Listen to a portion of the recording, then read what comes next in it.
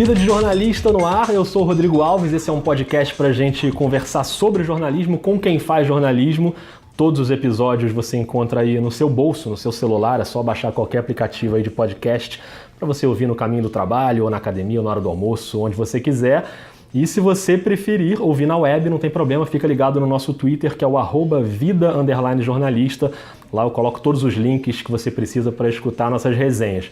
No episódio de hoje eu tô em casa, né? Porque é o primeiro episódio que eu tô gravando aqui na empresa em que eu trabalho. Tô aqui no Sport TV para conversar com a Bárbara Coelho, que tá na sua televisão todo fim de tarde apresentando Tá na Área. Bárbara, obrigado por me receber aqui para bater esse papo. Nada, Rodrigo, que é isso, o prazer é meu. Legal, a gente tem muito assunto para falar, eu quero muito saber sobre o teu começo lá no Espírito Santo, quero saber sobre o movimento Deixa Ela Trabalhar, que você também é bastante engajada nele, quero saber sobre aquela incrível história da sua viagem para a Copa da África do Sul, que é bem legal também, mas aproveitando que a gente está aqui no Sport TV, eu quero começar você me contando um pouco sobre como é o Tá na Área por trás das câmeras, que horas você chega mais ou menos, como é a preparação para o programa, para quem só te vê na televisão acha que é super fácil, né? Mas como é que é o programa antes dele ir pro ar? Esse sentimento é muito louco, porque às vezes você encontra as pessoas que perguntam: e aí, como é que é a tua rotina e tal? O programa vai ao ar às 5, né? Então você chega lá o quê? Umas 3h30? Eu falei, vai achando que é assim. Tá Não, bom. O programa começa muito antes, a gente chega aqui por volta de 11 horas da manhã, e aí a gente tem uma reunião do programa rápida para poder entender qual é o conteúdo do dia que a gente tem que dar prioridade, o que a casa tem para oferecer para o programa. A casa que eu falo são as praças, as reportagens, enfim, para a gente construir o espelho. Tem o editor-chefe do programa, que é o Eugênio, ele que define tudo isso, mas a gente tem toda a liberdade para participar, e eu gosto muito. Legal. Acho que o último processo é aquele da apresentação, talvez o último e o mais importante para mim, porque eu fui contratada para isso, para essa performance. Mas existem coisas que são construídas ao longo do dia que para mim são tão importantes quanto. E aí a gente discute o conteúdo, o Tá na Área é o programa marqueteiro da casa. O que é isso? A gente está ali para fazer jornalismo, claro, mas é o programa que vai vender os jogos e os eventos da casa. Então assim, por exemplo, hoje à noite, se a gente vai transmitir um jogo de Libertadores, o Tá na Área ele tem um compromisso de falar sobre esse jogo e dizer que você pode acompanhar o jogo no fim da noite da programação. Então é isso, eu passo a tarde estudando, passo a tarde falando com os repórteres que vão entrar no programa, faço questão de falar com todos eles ou com a maioria, para poder a gente fazer da nossa entrevista, da nossa conversa, uma coisa muito natural, para que eu possa me envolver com o conteúdo do repórter, que eu acho muito importante. E é isso, então a gente passa o dia construindo esse espelho, que é o roteiro do programa, falando com os repórteres, colhendo informações, porque é 1h30 de programa, Pois é muita coisa. É longo, né? Não é um programa curto, e é um programa que absorve muita coisa, porque o bicho às vezes pega à tarde. Os treinos acontecem à tarde, então às vezes eu tô aqui me maquiando e as coisas estão acontecendo. Imagino. É frenética a rotina. Eu já participei do Tá na Área algumas vezes, né, para falar de basquete, e é legal porque além de participar do programa, a gente consegue ficar ali um pouquinho no estúdio observando, vendo como é que é a rotina e como é que é a preparação de vocês na hora do intervalo, às vezes muda alguma coisa, enfim.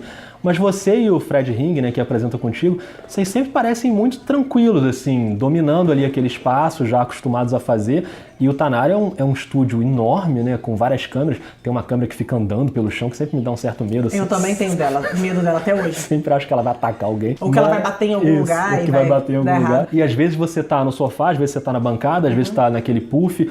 Leva um tempo até você dominar esse cenário e se sentir à vontade ali? Eu acho o Tá na Área, sem querer valorizar, mas o programa mais difícil da casa de se fazer. Primeiro porque ele muda o espelho. O que tá programado o dia inteiro não é o que acontece no ar.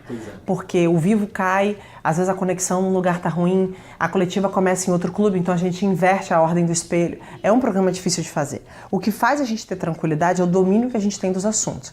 Quando o Fred chegou, eu tô há 5 anos no Tá na Área já, eu sou a pessoa mais antiga da equipe. E quando o Fred chegou no Tá na Área, foi o que eu deixei claro pra ele, eu acho que ele assimilou muito rápido, porque ele é um cara com muito conteúdo, ele é um cara extremamente inteligente, e eu acho que ele pegou essa ideia fácil. O Tá na Área não é assim, pegar um espelho de um programa, estudar os assuntos, entender as cabeças que a gente chama, que são as introduções do VT. Não, o Tá na Área você tem que estar por dentro do conteúdo, porque vai cair uma bomba no teu colo da noite pro dia, de uma hora para outra, e isso não estava programado no espelho. Essa semana o Carlos Sanches, o exemplo do Santos, a possível escalação irregular do jogador, Não estava programado para o espelho que a gente falaria aquilo, mas a gente sabia que no meio da tarde poderia surgir uma novidade sobre o assunto. Sim. E para falar sobre a novidade, a gente tem que ter uma suíte. A gente tem que explicar o que aconteceu. Então não tem como estar roteirizado isso. E o editor-chefe, que é o Eugênio, a Isabel, que é a sub dele, tem 1 milhão de atribuições e não tem esse glamour de ter alguém passando tudo pra gente. E nem quero, acho que a gente é jornalista, a gente não é artista. Então eu acho que esse é o desafio do Tá Na Área. Tá Na Área forma o jornalista. Se você for jornalista de raiz mesmo, provavelmente você vai se dar bem. Agora, você participa de outros programas também da casa. No dia que a gente está gravando o episódio, você acabou de participar do Seleção Sport TV, o Troca de Passes, às vezes você está lá, e você teve uma experiência legal também durante a Copa, que foi o Central da Copa, né, com o Thiago Leifert. Como é que foi aquele momento ali na TV aberta, né, que é uma outra pegada, como é que foi? A TV aberta é curioso, porque a única diferença que tem em relação ao que a gente faz hoje é a repercussão. Sim. Você chega lá e a repercussão é muito maior por ter um alcance maior. Mas o trabalho é o mesmo que a gente desenvolve aqui. E eu acho que como eu estou há muitos anos aqui, estou iniciando minha carreira, são 10 anos de carreira, mas acho que eu tenho muito que aprender e que evoluir ainda, mas eu tenho alguma estrada, então eu aprendi algumas coisas. Então eu cheguei lá muito tranquila que o que eu tinha estudado, tudo que eu já fiz e tudo que eu tenho tentado fazer, ia me dar tranquilidade para poder exercer o meu papel lá. Só que a Central, ela tinha um outro desafio, porque eu dividi a apresentação com caras extremamente renomados e já conhecidos do público, que é o Thiago, em todos os segmentos. O Thiago, para mim, é um gênio da comunicação porque ele transita por tudo, pelo esporte, pelo entretenimento. A sensação que eu tenho é que ele é tão inteligente que se você colocar ele também para apresentar um jornal, um debate político, qualquer coisa, ele está preparado para isso. O Caio, que é quem é um dos principais comentaristas da casa, da maior empresa de comunicação do país, e o Júlio César, um goleiro de 3 Copas do Mundo. E eu que, apesar da minha experiência, uma jornalista em desenvolvimento, estou aprendendo, então, para mim foi desafiador ter a oportunidade de falar de igual para igual com eles. E esse é o meu objetivo, eu atingir. Porque eu acho que ali, além de toda a solidariedade deles, de entender meu papel e de me respeitar muito profissionalmente e serem meus amigos também, de a gente ter um ambiente saudável para trabalhar, eu consegui, acho, que dentro da minha realidade, da minha visão sobre aquilo, falar de igual para igual com eles.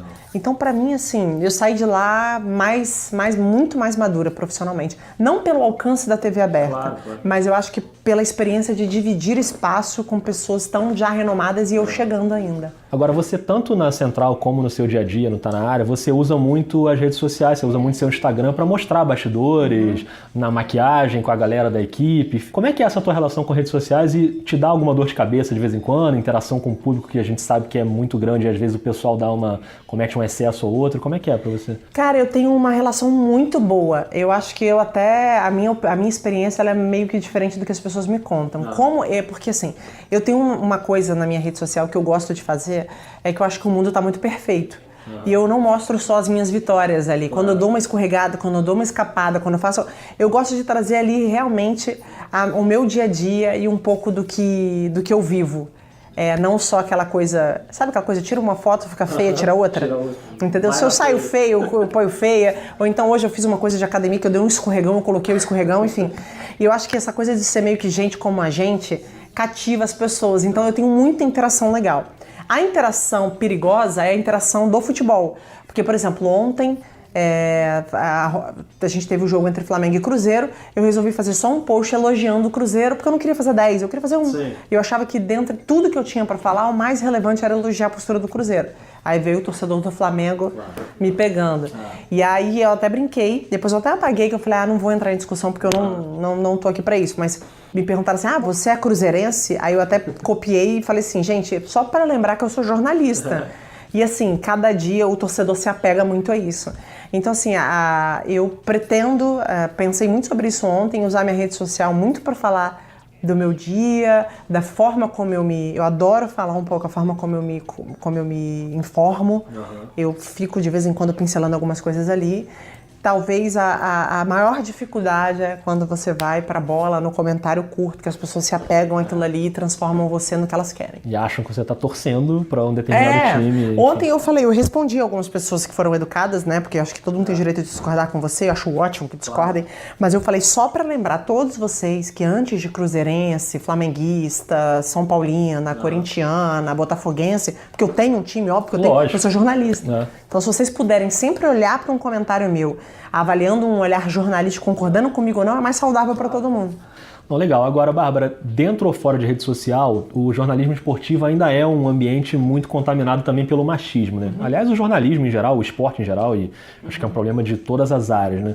E você é muito engajada também com o movimento Deixa Ela Trabalhar, que é um movimento de mulheres contra o preconceito, contra o machismo, contra o assédio durante o trabalho. A gente viu aí vários exemplos tristes de mulheres que estavam ali trabalhando e foram assediadas verbalmente ou fisicamente, e a gente viu vários episódios assim. E ainda tem gente que acha que isso é uma bobagem, que é um mimimi, que o mundo tá chato, esse discurso aí que a gente tá muito acostumado a ouvir, infelizmente.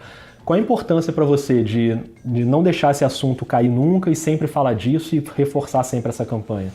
Primeiro assim, eu gostaria de deixar um recado para as mulheres, que é muito importante, que por mais que o preconceito exista, se ele não estiver na sua cabeça enquanto você estiver executando o seu trabalho, ele também pode não estar na cabeça das pessoas. Esse é o meu lema, esse é o meu ditado e o que eu levo para minha vida. O que isso quer dizer?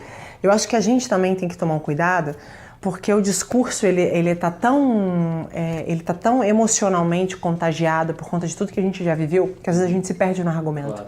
É por isso que as pessoas falam de mimimi, porque agora tudo é machismo. Então eu acho muito importante que a gente saiba pontuar exatamente o que é machismo e saiba argumentar. E ao invés de brigar, educar, porque nós somos machistas, todos, nós somos machistas em desconstrução. Se você olhar para a sua família, para a sua geração, eu não deixo de amar meu avô, não deixo de amar meus pais, não deixo de amar pessoas mais velhas da minha família, mesmo sabendo que muitos deles são machistas, porque eles foram criados com essa cultura. Então o machismo ele é cultural acima de qualquer coisa. Então a bandeira que eu levanto é a do trabalho, trabalhar sempre. Infelizmente sim, a gente tem que provar 2 vezes. Tá? Para ter qualquer tipo de recompensa, de valorização. Nós não temos uma posição salarial como a dos homens, eu posso mostrar isso em pesquisa, então isso não pode ser mimimi, porque isso está em pesquisa, isso é número, não é nosso papo, não é balela. Está na hora da gente focar no que a gente acredita, que é o trabalho, continuar brigando pelos nossos direitos e, enfim, e a igualdade, que ela é muito importante. Mas atacar menos quem é assim, eu acho que talvez o nosso compromisso, a nossa geração, seja de educar, pegar o machista pela mão e explicar pra ele que ele tá errado. E você, durante a sua trajetória, imagino que você tenha ouvido muito comentário, enfim, coisas desse tipo que você falou, de ter que enfiar o pé na porta com mais força do que um homem para conseguir chegar no seu objetivo. Teve o episódio que ficou conhecido com Túlio Maravilha, né, com você, que aconteceu aqui dentro da empresa, que foi um episódio também ali de assédio. O quanto você teve que lidar com isso desde que você começou até hoje? Existem vários tipos de preconceito. O preconceito da arquibancada é o preconceito idiota. É o torcedor que xinga o negro, a mulher, o homossexual, o cego, alguém com problema físico. É o idiota, é o ignorante. Então, assim, eu não tenho esperança, infelizmente, de melhorar isso. Eu, sinceramente, me coloco um pouco como derrotada. Não é à toa que a gente vê violência no estádio ainda. Existe o preconceito, que é o preconceito assim, olha, não vou te pôr nessa posição porque você é mulher.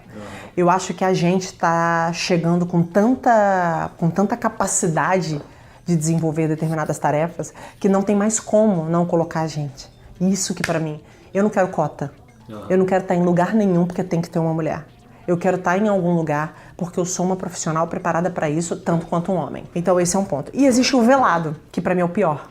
É o que diz não ser preconceituoso, é o que te trata bem na frente das pessoas, e o preconceito dele é aquele preconceito no olhar, é aquele preconceito não deixando você falar, é aquele preconceito que diminui a tua opinião, mas diminui e te expõe, tenta te colocar em situações para que você se exponha. Esse pra mim é o pior, é o que mais existe. Por isso que às vezes parece mimimi, porque é tão velado, é tão difícil de você mostrar que está acontecendo, que parece que você está exagerando. É isso que eu tenho mais dificuldade. Então eu já sofri muito, confesso, mas uma coisa nessa fase da minha vida que me deixa muito feliz, é um depoimento pessoal, eu não estou falando pelo movimento, estou falando pelo que eu estou vivendo, é que hoje em dia eu tenho respeito das pessoas que trabalham comigo, de verdade. Eu trabalho numa equipe com a maioria de homens, o meu chefe tem um imenso respeito pelo meu trabalho, eu tenho certeza disso. Os meninos que trabalham comigo também me respeitam, assim como as pessoas que eu dividi bancada agora no Seleção. O Pet, que é um campeão e é um cara que hoje aprendo diariamente com ele. O Rizek, um dos melhores jornalistas do país para mim, extremamente competente. O Gustavo Villani, idem. Então, eu acho que eu conquistei isso. E eu acho que todas nós podemos conquistar. Acho que pode ser menos difícil. Acho que pode ser menos difícil. Mas eu acho também que é novidade para eles. Sabe por que a gente aponta o dedo? Porque a gente já sofreu muito. Então, é natural. É natural que isso revolte a gente. É natural que isso deixe a gente muito... Se a gente naturalizar o movimento do lado de lá, eu acho que a gente normaliza mais as coisas. E uma coisa que o Thiago Leifert falou para mim na Central da Copa, que ficou na minha cabeça, foi que no primeiro dia que eu cheguei lá, ele falou para mim, falou assim, olha, você não tá aqui porque você é uma mulher que entende de futebol. Você tá aqui porque, para mim, de todas as pessoas que eu acho que poderiam estar aqui, você é a melhor delas. Ponto. Entre homem e mulheres. Põe isso na sua cabeça e trabalha. E quando eu vi que ele tirou de mim essa responsabilidade de ser uma mulher que representa umas mulheres, fluiu. Então vamos tirar um pouco essa responsabilidade das nossas costas, de ser a mulher que tem que provar. Vamos naturalizar esse movimento também como um todo. E bom, se, como você falou, as mulheres ainda estão cada vez mais conquistando esse espaço, até em cargos de chefia, né, que a gente ainda vê uma defasagem muito grande, né, de mulheres em cargos de chefia no jornalismo, para mulheres que já estão consolidadas na profissão é difícil, eu imagino para quem está começando também. Então, por isso eu queria voltar lá para Vitória, lá no Espírito Santo. Sabe que eu já morei em Vitória também, né? Mas eu era criança, eu nem lembro. Foi durante a Copa de 86. Agora eu dei uma entregada na idade agora violenta, mas tudo bem. Mas no teu caso, como é que foi? Como é que o jornalismo pintou na tua vida lá? Cara, é uma história muito louca. Assim, eu torço por um time, como qualquer jornalista esportivo, ele se aproxima do esporte porque ele tem uma paixão em alguma coisa. Se não for por futebol, ele vai ter por uma franquia de basquete, ele vai ter por um tenista. Eu acho que eu não conheci um jornalista esportivo que nasceu do nada. Ah, vou trabalhar com esporte. Existem alguns jornalistas que caem por acidente na profissão, como caem em todas, mas eu tô falando como nós dois, apaixonados pelo que faz. E eu era do Espírito Santo, esse time não é de Vitória, e eu precisava viajar para poder ver esse time jogar, enfim. E aí eu comecei a buscar excursão no jornal. Eu sempre fui muito pra frente, desde nova. E aí com 12, 13 anos eu fui para uma viagem escondida da minha mãe, para ver esse time. E a minha mãe minha mãe tinha achado que eu tinha dormido na casa de uma amiga. E como eu tive sempre nota boa na escola, minha mãe não era muito de duvidar das coisas que eu falava. Depois eu rodei, muitos anos depois, não foi na época não. E quando eu cheguei nesse estádio e que eu vi o time jogar, e eu já estava naquela época assim, ainda criança, mas tentando desenvolver dentro de mim o que eu seria quando crescer, sabe? Eu vi os profissionais de imprensa nesse estádio. E eu falei, cara, não tem como, eu vou ter que trabalhar com isso. E quando eu vi aquelas repórteres, aquelas mulheres, já naquela época, em campo, trabalhando, eu falei, eu vou trabalhar aqui um dia e vai ser nesse estádio. Não necessariamente cobrindo esse time. Até porque eu tive a oportunidade de ser repórter e cobrir o time que eu torço, foi uma péssima experiência, confesso. Primeiro porque foi campeão, cobri 2 títulos, inclusive. Mas foi muito difícil, eu era muito imatura para esse momento. Então, assim, só para passar um outro recado, vamos parar com essa ilusão de que a gente tá... Óbvio, eu continuo torcendo, quando eu vou para estádio eu torço, quando eu tô em casa eu xingo, é do mesmo jeitinho. Mas quando eu exerço a profissão, é uma relação muito diferente, entendeu? Assim, a gente tem um compromisso muito, muito bonito com a nossa profissão, então... E aí enfim, a partir dali eu entrei na faculdade de jornalismo, já imaginei que eu trabalharia com a área de comunicação por ter essa coisa de sempre apresentar o trabalho da escola, mas era muito vago. E aí, quando eu entrei nessa faculdade de jornalismo, eu falei, bom, eu vou trabalhar com esporte, essa é a área. Legal. E aí, os primeiros períodos da faculdade, eu comecei trabalhando ainda com outra coisa, nada a ver. E aí, eu falei, cara, como é que eu vou entrar nesse meio? Porque ainda é um meio genuinamente masculino e eu não conheço ninguém. E aí, um amigo meu da faculdade falou, cara, pagando uma vaga lá na rádio. Se fosse você, o chefe lá é meio carrancudo, o Jair Batista. Mas ele é um cara de bom coração também. E aí eu comecei a ir lá todo dia. Ele me contratou por cansaço, ele me disse isso. Ele falou, cara, se eu não te contratar, você vai continuar vindo aqui do mesmo jeito. Então, me contratou. A partir dali começou a minha história no jornalismo esportivo. Legal. E aí tem uma história também no seu começo que eu queria muito que você contasse os detalhes, que é a história da Copa da África do Sul em 2010. Porque muita gente que está começando fica naquela dúvida, às vezes não tem um emprego numa grande empresa disponível e, poxa, o que eu vou fazer? Como é que eu vou fazer o meu currículo ficar mais legal? E hoje a gente tem muitas ferramentas que permitem que a gente faça coisas nossas, né, sem depender da estrutura de uma grande empresa e tal. E a tua paixão naquele momento foi voltada para um projeto, uma aventura louca na África do Sul. Conta como é que foi isso. Então, eu morava em Vitória, eu fazia estágio na Rádio Espírito Santo e na TV Capixaba lá, que é a filial da Band. Eu tava bem profissionalmente, assim, 2 estágios, fazia faculdade à noite, tava legal. Só que eu não queria construir a minha vida profissional lá. Eu amo minha cidade, volto para lá sempre que posso, correndo, porque lá é minha raiz, meu sangue, tudo tá lá. Mas eu queria vir para um grande centro, ou São Paulo ou Rio.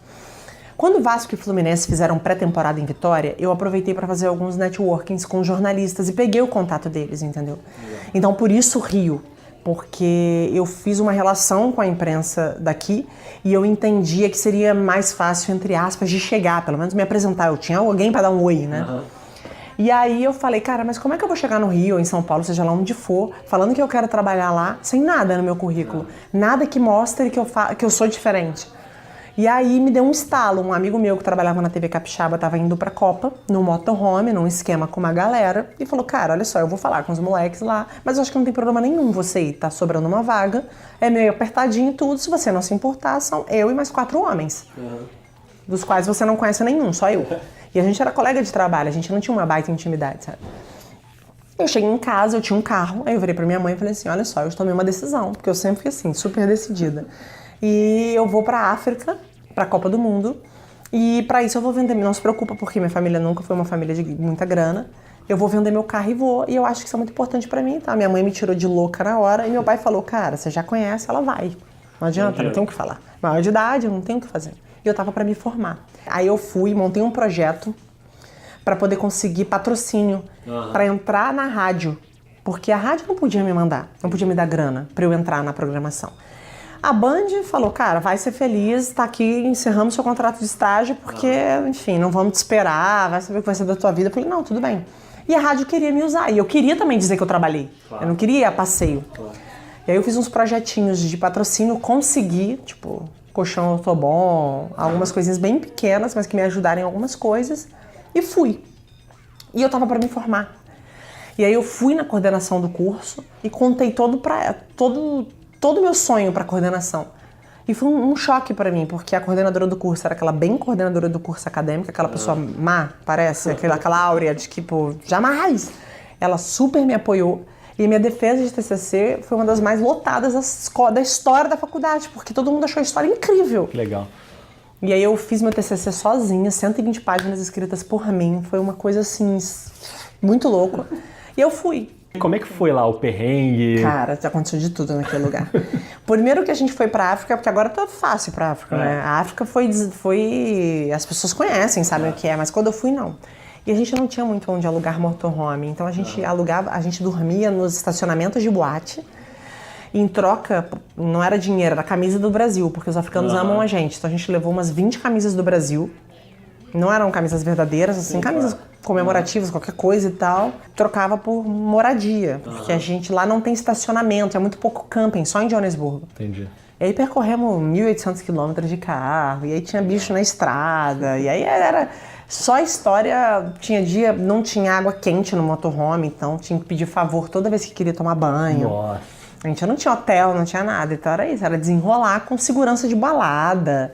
Poxa, deixa eu entrar aí, deixa eu tomar um banho no seu banheiro aí. Então foi assim, foram 40 dias assim. E te falo que foi a melhor experiência até hoje que eu já vivi na minha vida. Imagino. Foi muito legal. E certamente te serviu muito profissionalmente, né? Porque, por exemplo, eu aqui costumo participar muito de programa de seleção de estagiário, e aí sempre o candidato chega e conta uma história, conta sobre a sua vida e tal. Se alguém chega com uma história dessa para contar, já está automaticamente num outro patamar ali na seleção, né? Porque o que você pensa? Poxa, essa pessoa sabe empreender, sabe ir atrás das coisas, sabe exatamente o que quer. Então imagino que isso tenha feito uma diferença, né? Nos seus outros trabalhos, você passou pelo esporte interativo e vindo para cá. Quando eu vim pro Rio, eu me mudei, não tinha nada, absolutamente nenhum emprego. Minha mãe ia me ajudar mais ou menos financeiramente, eu vim para uma república e tudo, e ela ia me ajudar por 6 meses, assim, nos custos básicos. E aí meu primeiro emprego foi na Rádio Popular AM, lá em Duque de Caxias, que um amigão meu me arrumou. Um amigão que eu fiz lá em Vitória, mas não era remunerado. E aí foi o primeiro contato que eu tive. Depois, um amigo meu, tudo assim, né? Você vai fazendo, vai se relacionando, vai pedindo, vai perguntando. Falou, Bárbara, eu conheci o dono de um tal de esporte interativo na Copa da Alemanha, que é um amigo meu super bem lá em Vitória, dono de uma rede de hotéis e tal. E aí eu posso te apresentar ele, não te garanto nada, mas eu acho que você deve ir lá. E aí é o Fábio Medeiros, que é um dos CEOs. E aí eu cheguei lá e assim, eu não sei o que aconteceu comigo, porque eu tava muito corajosa na época, sabe? Eu acho que isso que eu me orgulho muito. Porque eu cheguei na sala de um cara que era diretor de uma emissora no Rio, e eu lá de Vitória. Eu cheguei, olha, eu sou assim, eu fiz isso. Aí ele tem algumas coisas de futebol, a gente começou a falar do campeonato inglês, e ele começou a achar aquilo tudo muito absurdo. Ele falou, cara, tenho 8 anos de Rio, eu tenho 30 anos, eu tinha 22 anos. Então, sabe? E assim, sem grana, não era uma coisa, não tinha nada folgado pra mim. E ele disse que não tinha vaga. Eu falei pra ele, olha, tudo bem que não tem vaga, eu posso te pedir uma coisa então? Posso fazer um teste? Eu faço o teste, você guarda. Claro. O dia que pintar uma vaga, eu entro. Ele me colocou pra fazer um teste como comentarista já. E aí eu fiz esse teste como comentarista. E aí ele me chamou, assim, no mesmo mês. Aí minha carreira no Rio começou assim, eu comecei lá no esporte interativo. E aí hoje você no Sport TV, pra gente aí arredondar aqui o nosso papo, quando você olha lá pra frente, assim, quando você pensa no futuro, você se vê sendo apresentadora por muito tempo, você quer fazer outras coisas também, ou o trabalho de comentarista que você já faz hoje quer também investir mais nisso? Ou você não pensa muito nisso e deixa levar? Como é que é a tua cabeça? Cara, eu cheguei onde eu queria chegar. Te confesso assim, que o Sport TV era um sonho que pra mim nunca ia acontecer, porque eu achei lá de Vitória, aquela menina de cidade pequena e tudo, que Globo era contato, né? Só entrava aqui quem tinha o esquema. Pra mim era... E não, eu vi que não era contato, esquema no bom sentido, claro, né? Ah, conhece alguém e tal. Não era o caso. E eu vi que era uma realidade. E aí, hoje, eu falo até para os chefes aqui que eu me sinto jornalista. Legal. Eu me sinto preparada. Se tiver que reportar, ser repórter, eu sou. Se tiver que comentar, eu comento. Se tiver que apresentar, eu apresento. E estou transitando por todos esses cenários. Acho que o comentário, por exemplo, o jogo, muita gente me cobra isso. Por que você não se prepara para isso? Pode ser um caminho, mas não me vejo fazendo isso agora. Não estou preparada. Eu acho que isso é uma coisa que eu tenho que reconhecer. Não tô. Por quê? Porque me falta experiência. Eu acho que o comentário ele tem muita bagagem. E eu acho que eu não tenho ainda. Sim. Mas quem sabe um dia. Me vejo também. Então eu me vejo... Tô aqui para contribuir no que eu puder ajudar. Bárbara, adorei ouvir essas histórias. Muito obrigado por... Só tem história maluca, mas tem história. Mas quanto mais maluca, melhor. Obrigado por dividir com a gente as histórias, as experiências. Continua arrebentando e boa sorte sempre, viu? É nóis. Obrigada, Rodrigo, pelo convite. Valeu, Bárbara. Assim a gente encerra mais um episódio aqui do Vida de Jornalista. Você pode seguir o perfil do podcast no Twitter, no @vida_jornalista. Lá você acha todos os episódios e pode mandar suas sugestões também de quem você quer ouvir, quem você quer que a gente converse, a gente entreviste. E a gente se vê e se ouve na próxima. Um abraço, um beijo e até mais.